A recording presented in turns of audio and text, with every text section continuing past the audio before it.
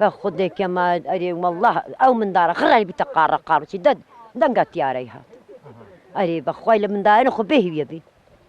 أبي هذه زختيان ليدا والله جندو تفستانية كمارن هتا إيه بعت لجندو يعني جندين وش ما ترسيت أري والله ما ترسيت يا هاي يدق من لجندو خوي بهويني أري والله بشي دنقت يا ريتات من دار أنا مخرب أفرليك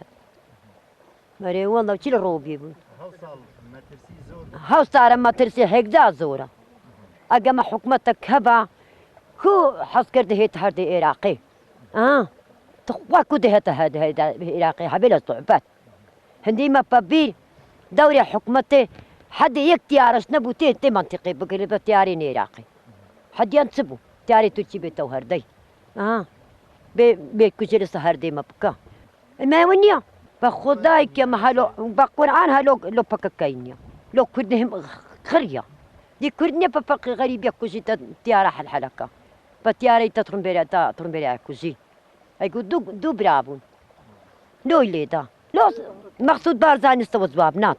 دي حكمتني نا والله بيجي أنا أخوي بهيني مليلة من دارنا من لوري أنا نكجري بقرآن لهويني ما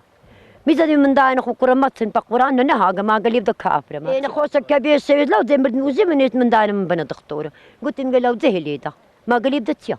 يعني لا ترسات يعني أري والله ترسات يا أري ما نبري أري والله بدرت ترسين أري والله أو تياري سي بروانيا بقرآني بروانيا هنجا تيرو سواري ميتشرو بيه أنا عن نبرين بتسيني نبرين بتسيني برا بله استا اما کاتینا بو کوستان یعنی مترسیکانی لگوندکان زیاتر بو تا استا شاتینا ایر لیرش یعنی فروکانی ترکیا نهلی رواندکان بإصراحت لا کوستان کان یعنی جانی خوان بنسد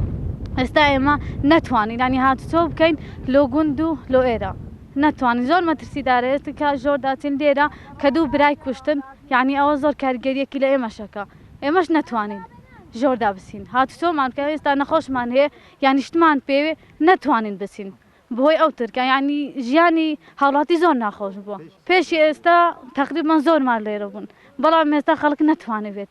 بهوي مترسيكاني تركيا نتوانن بين اگنا روندكان بزوري دادن بو کوستان كان چونك جياني کوستان كان زور خوشترا لگوندكان بهوي مارو مالاتكان يعني ك او همشتلي اگرن سپياتي وشتي خويان لي اگرن بلام استا نتوان جياني كردان براستي زور ناخوش بو